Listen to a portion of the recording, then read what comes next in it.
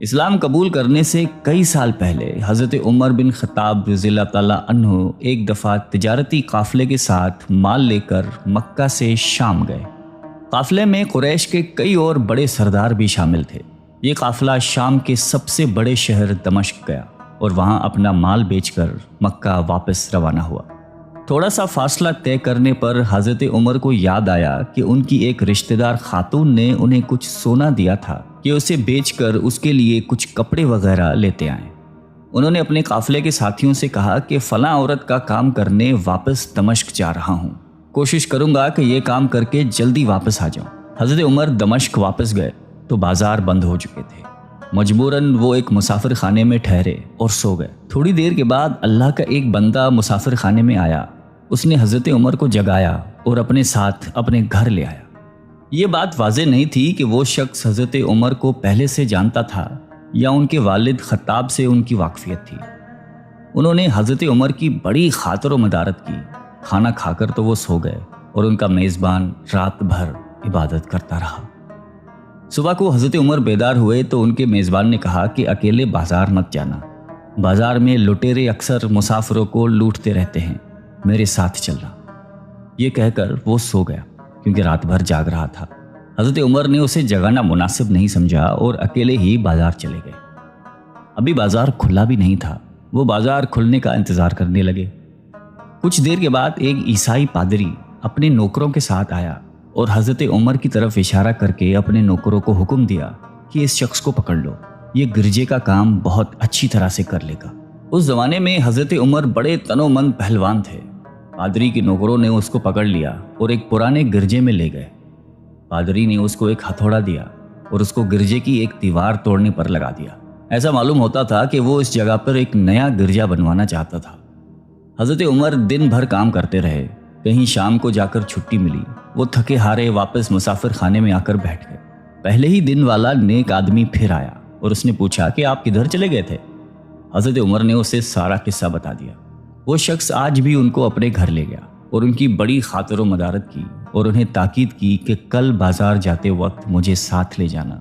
اس کے بعد وہ عبادت میں مشغول ہو گیا اور حضرت عمر سو گئے۔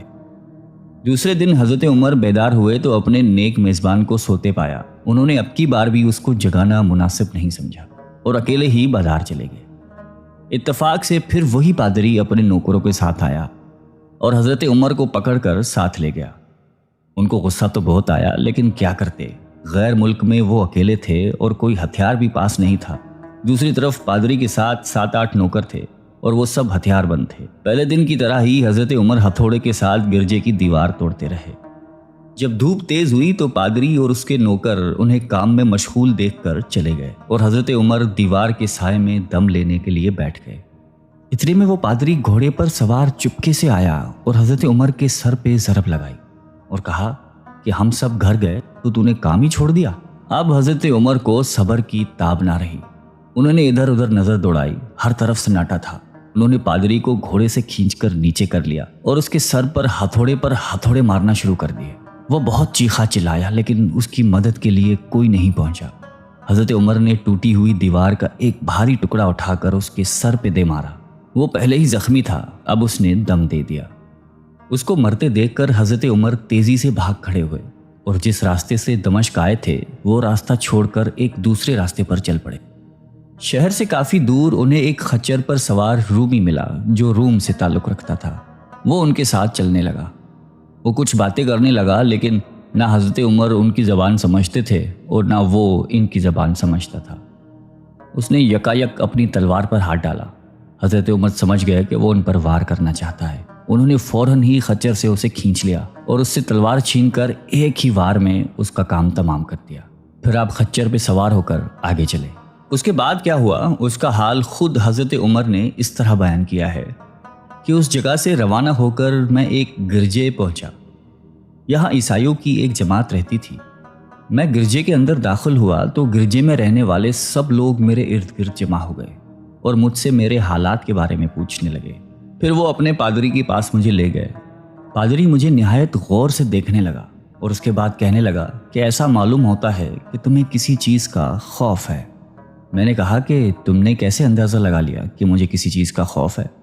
اس نے میرے سوال کو ٹال دیا اور کہا کہ آپ جب تک چاہیں یہاں ٹھہریں، آپ کو یہاں کسی قسم کا کوئی خطرہ نہیں، آپ ہماری حفاظت میں ہیں۔ پھر اس پادری نے مجھے اپنے گھر میں مہمان کی طرح رکھا اور میری نہایتی خاطر و مدارت کی، اور پھر پوچھا کہ آپ کون ہیں؟ میں نے اسے بتایا کہ میں مکے کا رہنے والا ہوں اور قبیلہ قریش سے تعلق رکھتا ہوں۔ تجارتی قافلے کے ساتھ شام آیا تھا۔ تجارت کا مال بیچنے کے بعد ایک ضروری کام کے لیے مجھے اپنے قافلے سے جدا ہو کر واپس دمشق جانا پڑا۔ اب میں اپنے وطن واپس جا رہا ہوں اور راستہ بھٹک کر یہاں آ نکلا ہوں۔ پادری مجھے غور سے دیکھتا رہا اور بار بار طرح طرح کے سوال کرتا رہا۔ میں نے ان کے ہاں نہایتی آرام سے رات بسر کی۔ صبح کو آپ نے پوچھا کہ آپ کا ارادہ یہاں ٹھہرنے کا ہے یا آگے جانے کا؟ میں نے کہا کہ اب میں آپ سے رخصت ہونا چاہوں گا۔ یہ سن کر پادری نے اپنا ایک شاندار گدھا جو بڑا خوبصورت اور نہایتی تیز رفتار تھا لے آیا۔ اس گدھے کی پیٹھ پر کھانے کی مزیدار چیزیں اور قیمتی تحفے بھرے ہوئے تھے، اور پھر کہنے لگا کہ آپ اس گدھے پر سوار ہو جائیں اور چل پڑیں۔ راستے میں آپ کا گزر کسی عیسائی کے مکان کے پاس سے ہوگا تو وہ آپ کو اس گدھے پر سوار دیکھ کر آپ کی بے حد تعظیم کرے گا اور آپ کی خاطر و مدارت میں کوئی کسر نہیں چھوڑے گا۔ یہ کہہ کر پادری نے میرا ہاتھ پکڑا اور تنہائی میں لے کر کہنے لگا کہ اے عمر، آپ پر میرا حق واجب ہو گیا۔ میں نے کہا بے شک۔ اس نے کہا آپ کا تعلق ایک معزز قوم سے ہے، میری آپ سے ایک غرض ہے۔ میں نے کہا کہ آپ بیان کر لیں، لیکن حیرت کی بات ہے کہ آپ جیسا بڑا آدمی مجھ جیسے پریشان حال مسافر سے کوئی غرض رکھتا ہو۔ اس نے بڑے یقین بھرے لہجے میں کہا کہ سنیں، میں ایک ایسا آدمی ہوں جس سے اللہ نے آسمانی کتابوں کا علم عطا کیا ہے۔ میں نے آپ کی ذات میں بہت سی ایسی نشانیاں دیکھی ہیں جو یہ ظاہر کرتی ہیں کہ جب ایک مقررہ مدت پوری ہو جائے گی تو حالات میں زبردست تبدیلی آئے گی۔ اس وقت آپ ہمارے ملک کے حاکم بن جائیں گے اور یہاں کے سب شہروں میں آپ ہی کا حکم چلے گا۔ اس کے بعد پادری نے اپنی جیب سے دوات، قلم اور کاغذ نکال کر کہا کہ میری غرض یہ ہے کہ آپ اس کاغذ پر لکھ دیں کہ اس گرجے اور اس کی جائیداد پر کسی قسم کا کوئی موصول لاگو نہیں کیا جائے گا۔ میں نے حیران ہو کر پادری سے کہا کہ آپ مجھ سے مذاق تو نہیں کر رہے؟ اس نے کہا کہ قسم ہے اس ذات کی جس نے عیسیٰ علیہ السلام پر انجیل نازل فرمائی، میں جو کچھ کہہ رہا ہوں وہ بالکل سچ ہے۔ آپ مہربانی کریں اور میری درخواست قبول فرمائیں۔ میں نے پادری کی باتوں کو اس کا وہم سمجھا اور جیسے اس نے کہا میں نے اسی طرح کاغذ پہ اسے لکھ کر دے دیا۔ اس کے بعد گدھے پر سوار ہو کر چل پڑا۔ راستے میں مجھے کئی جگہ پر عیسائیوں کی جماعتیں ملی۔ انہوں نے مجھے ایک پادری کے گدھے پر سوار دیکھ کر میری بڑی خاطر و مدارت کی۔ میں اس طرح جگہ جگہ عیسائیوں کا مہمان بنتا تبوک تک پہنچ گیا۔ اللہ کی شان، جس تجارتی قافلے کے ساتھ میں گیا تھا وہ کافی دیر میرا انتظار کرنے کے بعد اسی جگہ سے چل پڑا تھا جہاں میں نے اسے چھوڑا تھا، اور اب تبوک میں ایک کنویں کے قریب ڈیرا ڈالے ہوئے تھے۔ قافلے والے میرے ساتھی مجھے دیکھ کر میری طرف دوڑ پڑے اور مجھ سے مل کر بہت خوش ہوئے اور کہنے لگے کہ ابن خطاب، ہم لوگ تمہارا انتظار کرتے کرتے بالکل مایوس ہو گئے تو ہم نے اس مقام کو کوچ کر دیا جہاں سے تم واپس دمشق گئے تھے، مگر تمہارے بارے میں ہم سخت پریشان تھے۔ یہ تو بتاؤ کہ اتنے دن تم کہاں رہے؟ میں نے وہ تمام حالات بیان کیے جو مجھے پیش آئے، لیکن پادری سے جو میری گفتگو تنہائی میں ہوئی وہ بالکل ظاہر نہیں کی، کیونکہ میں پادری کی اس باتوں کو اس کا وہم سمجھتا تھا اور اس کے عقیدے کی کمزوری سمجھتا تھا۔ قریش کے ایک سردار ابو سفیان بھی اس قافلے میں شامل تھے۔ انہوں نے مجھے اس شاندار گدھے پر سوار دیکھ کر کہا، ارے تم لوگ اس نوجوان کی اقبال مندی تو دیکھو، اسے کسی ایسے میدان میں چھوڑ دیا جائے جہاں نہ پانی ہو نہ سبزہ، پھر بھی اسے رزق مل جائے گا۔ پادری نے رخصت کرتے وقت مجھ سے کہا تھا کہ جب میں اپنے ساتھیوں کے پاس پہنچ جاؤں اور گدھے کی ضرورت نہ رہے تو اس کی رسی کو مضبوطی سے باندھ کر گدھے کو اسی جگہ پر چھوڑ دو، لہٰذا میں نے ایسا ہی کیا۔ یہ دیکھ کر ابو سفیان نے کہا کہ ارے تم نے کیا کر دیا؟ گدھے کو ایسی جگہ پہ چھوڑ دیا جہاں پہ چور اچکے اور درندے اکثر گزرتے رہتے ہیں۔ میں نے کہا اس کے مالک نے مجھے ایسا ہی کرنے کی ہدایت کی تھی، وہ اس کی عادتوں سے زیادہ واقف ہے۔ اب وہ جگہ گدھے والا کنواں کے نام سے مشہور ہے۔ وہاں سے روانہ ہو کر ہمارا قافلہ مکہ پہنچا۔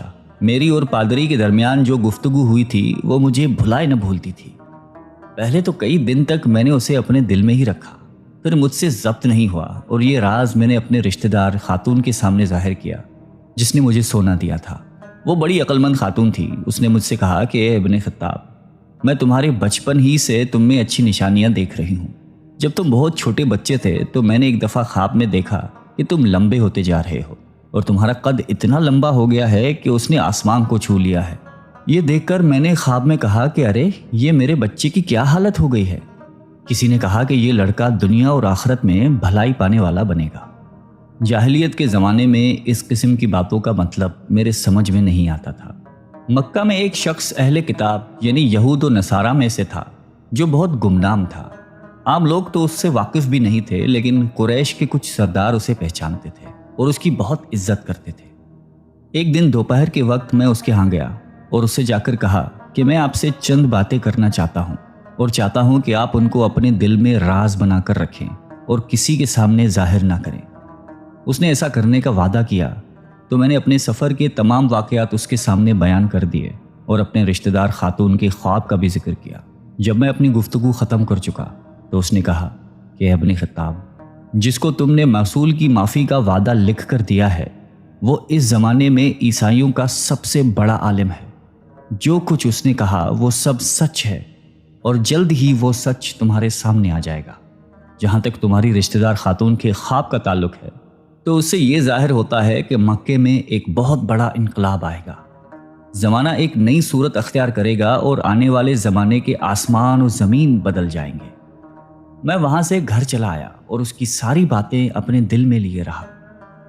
تھوڑے ہی عرصے کے بعد قریش کی مجلسوں میں آپ صلی اللہ علیہ وآلہ وسلم کا ذکر ہونے لگا۔ یہ لوگ اس بات پر چڑھتے تھے کہ محمد صلی اللہ علیہ وآلہ وسلم اپنے آپ کو اللہ کا رسول کہتے ہیں، لوگوں کو بتوں کی پوجا کرنے سے منع کرتے ہیں اور ایک اللہ کو ماننے پر زور دیتے ہیں۔ جلد ہی اللہ تعالیٰ نے اسلام کو ظاہر کر دیا اور مجھے یقین ہو گیا کہ حالات وہی صورت اختیار کر رہے ہیں جس کی طرف آسمانی کتابوں کے عالم شام کے پادری نے اشارہ کیا تھا۔ نبوت کے چھٹے سال حضرت عمر نے اسلام قبول کر لیا اور رسول اللہ صلی اللہ علیہ وآلہ وسلم کے جان نثار ساتھی بن گئے۔ 11 ہجری میں آپ صلی اللہ علیہ وآلہ وسلم نے اس دنیا سے پردہ فرمایا تو حضرت ابو بکر مسلمانوں کے پہلے خلیفہ بنے۔ 13 ہجری میں انہوں نے وفات پائی تو حضرت عمر خلیفہ بنے۔ ان کے سفر نامے کی روایت کرنے والے راوی کا بیان ہے کہ حضرت عمر فاروق اپنے خلافت کے زمانے میں شام تشریف لے گئے تھے تو ایک بہت بوڑھا آدمی جس کے بال برف کی طرح سفید ہو چکے تھے عیسائیوں کی ایک جماعت کے ساتھ ان کی خدمت میں حاضر ہوا اور عرض کیا کہ اے امیر المومنین، کیا آپ مجھے جانتے ہیں؟ حضرت عمر نے فرمایا کہ اگر آپ شام کے فلاں نگر کے پادری ہیں تو میں آپ کو پہچانتا ہوں۔ اس نے کہا کہ جی ہاں، میں وہی پادری ہوں۔ حضرت عمر فاروق رضی اللہ تعالیٰ عنہ نے فرمایا کہ میں نے آپ سے لکھ کر جو عہد کیا تھا وہ آج بھی قائم ہے۔ اللہ تعالیٰ نے اپنے رسول صلی اللہ علیہ وآلہ وسلم کے ذریعے ہمیں عزت بخشی۔ انہوں نے ہمیں اللہ تعالیٰ کی پسندیدہ دین اسلام کی طرف دعوت دی اور ہم نے یہ قبول کی۔ آپ ہی نے مجھے ان باتوں سے آگاہ کیا تھا۔ اب آپ کو کون سی چیز اسلام سے قبول کرنے سے روکتی ہے؟ بوڑھے پادری نے حضرت عمر کی باتیں سن کر اسی وقت اپنے ساتھیوں سمیت کلمہ پڑھ کر اسلام کی دولت حاصل کر لی۔ اللہ تعالیٰ ہم سب کو قلب سلیم عطا فرمائے اور قرآن اور حدیث پہ چلنے کی توفیق عطا فرمائے۔ آمین۔